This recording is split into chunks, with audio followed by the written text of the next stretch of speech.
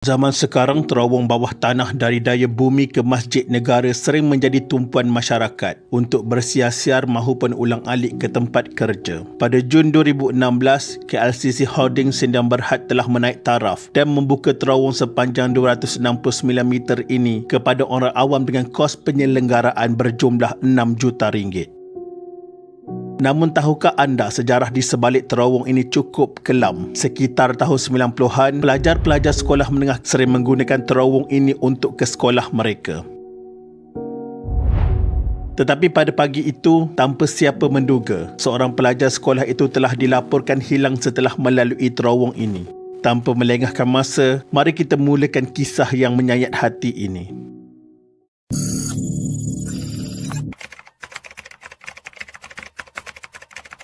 Seorang pelajar Audrey Melissa Battinaden yang ketika itu berusia 17 tahun sering menggunakan jalan itu untuk ke sekolahnya. Dia yang berada di tingkatan 5 merupakan pelajar contoh dan seorang pustakawan.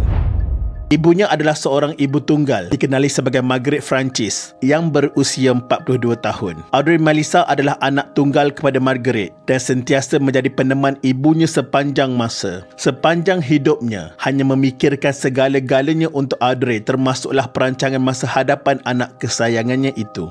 Hidup mereka yang sederhana namun sungguh gembira di sebuah unit kedai di Taman Industri Maju Jaya Puchong, Selangor. Malah menurut abang Margaret iaitu Tanggaraj, Margaret dan Audrey tidak dapat dipisahkan. Margaret hidup kerana anaknya dan mahu memberikan yang terbaik buat Audrey.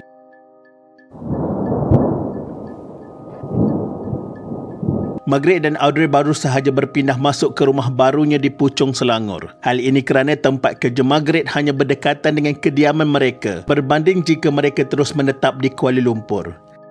Ketika itu sesi persekolahan hanya berbaki sebulan 2 sahaja. Jadi Margaret membuat keputusan meneruskan sahaja sesi persekolahan Audrey di Kuala Lumpur. Audrey juga seorang anak yang baik dan sering mendengar kata-kata ibunya. Jadi setiap pagi Audrey akan berulang-alik dari Puchong ke Kuala Lumpur untuk ke sekolah dengan menaiki bas.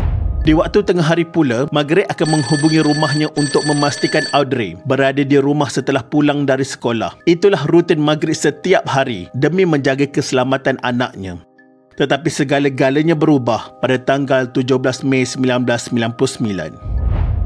Pada pagi itu, Audrey dikatakan keluar rumah seperti biasa pada jam 5.30 pagi dengan menaiki bas ke sekolahnya. Manakala Margaret pula ke tempat kerjanya.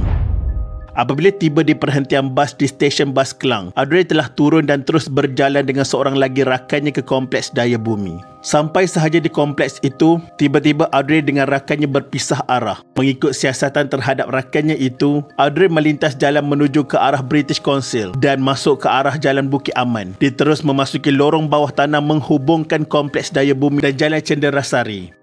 Jalan ini memang jarang digunakan oleh orang awam kerana di situ ramai penagih dadah dan gelandangan yang sering mengganggu mereka. Tengah hari itu, Margaret seperti biasa menghubungi rumahnya. Apabila beberapa kali cuba menelefon anaknya, panggilan itu tidak dijawab. Lebih merisaukan, apabila Margaret pulang, Audrey masih tiada di rumah. Perkara ini pasti merisaukan Margaret yang mengenali anaknya tidak pernah berkelakuan seperti ini. Lantas Margaret mula menghubungi adik-beradiknya yang tinggal di Kuala Lumpur. Fikirannya mungkin Audrey singgah di rumah saudara mereka di Kuala Lumpur. Namun hampa, kesemuanya tidak tahu keberadaan Audrey. Usaha pencarian Audrey dimulakan. Lebih mengejutkan, Audrey dilaporkan tidak hadir ke sekolah walaupun dia dilaporkan perlu menduduki peperiksaan pada hari tersebut. Pada pukul 6 petang, Margaret telah membuat satu laporan di Balai Polis Puchong tentang kehilangan Audrey. Satu pencarian khas dilakukan sehingga jam 6 pagi keesokannya. Pada pagi 18 Mei 1999, telefon Margaret berdering dan disahut lemah oleh Margaret yang keletihan mencari anak tunggalnya itu. Malang tidak berbau. Panggilan daripada guru besar sekolah anaknya itu meragut seluruh kebahagiaan hidupnya apabila dia diberitahu mayat Audrey telah ditemui bersebelah satu pencawan tenaga nasional berhad TMB di Jalan Kinabalu oleh pekerja alam flora. Mayat Audrey yang masih lengkap berpakaian sekolah ditemui dalam keadaan yang menyayat hati, dipenuhi dengan tanah, sementara itu beg dan kasut sekolahnya telah hilang.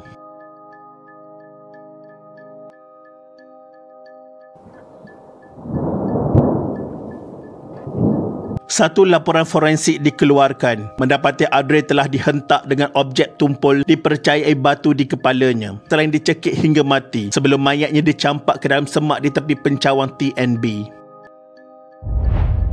Tidak cukup dengan itu, bedah siasat juga mendapati Audrey masih lagi hidup selama 20 jam sebelum dibunuh. Hal ini disokong daripada kenyataan Dr. Zahari Noor, seorang patologi unit forensik Kuala Lumpur, mengatakan Audrey meninggal dunia antara 4.30 pagi sehingga 7 pagi pada 18 Mei 1999 akibat dicekik. Tambahnya lagi, kes ini terdapat dua kemungkinan penting. Pertama, Audrey mungkin pengsan selama 20 jam sebelum dicekik oleh penyerangnya. Kedua, penyerang telah menyembunyikan Audrey selama 20 jam dalam keadaan masih hidup sebelum mencekiknya. Ianya dibuktikan dengan kesan-kesan lebam dan calar menunjukkan Audrey cuba mempertahankan dirinya semasa kejadian. Ditambah lagi, ada kesan pertama kali menunjukkan Audrey diperkosa sekaligus menepis kabar-kabar angin yang tidak baik berkenaan gadis itu sebelum ini.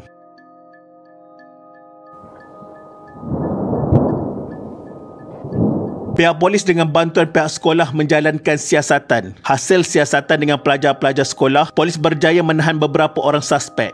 Antaranya adalah seorang penagih dikenali Karupiah Poniah berusia 28 tahun. Dia ditangkap kerana terdapat aduan pelajar lain yang mendakwa dia telah mencabul seorang pelajar pada 6.50 pagi di tempat yang sama Audrey dilaporkan hilang. Malang sekali, dia telah dibebaskan kerana ujian DNA yang diperolehi mendapati ianya tidak sama dengan DNA miliknya.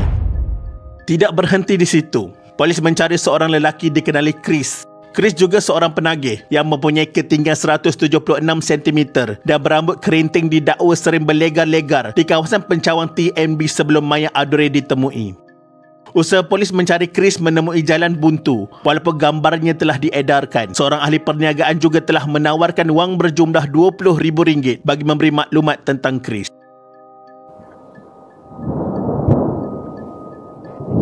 Pihak Dewan Bandaraya Kuala Lumpur DBKL dan Alam Flora telah bekerjasama membersihkan kawasan semak di kawasan itu dan memasang pagar supaya kes seumpama tidak berulang lagi.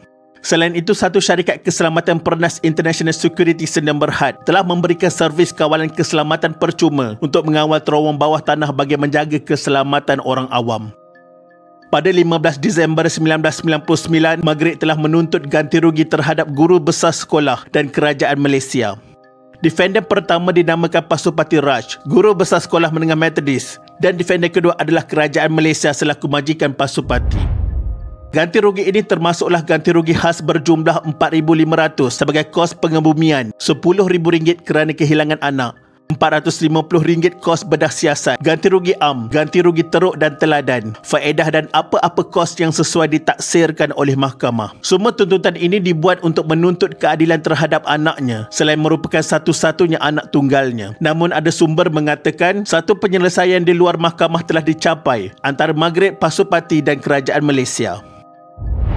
Setelah 6 tahun kes ini berlaku, pada 2006, Margaret telah membuat sekali lagi permohonan untuk menyiasat kes ini lebih agresif. Margaret berpendapat pihak polis tidak begitu bersungguh-sungguh untuk mencari dan menangkap dalang sebenar kes anaknya itu. Aduan ini telah didengari oleh Pengarah Jabatan Siasatan Jenayah Persekutuan, Datuk Fauzi Syari, yang memaklumkan beliau akan berusaha mengkaji dan menyiasat semula kes ini. Tetapi beliau tidak mahu memberikan sebarang harapan berikutan kes ini sudah lama berlalu.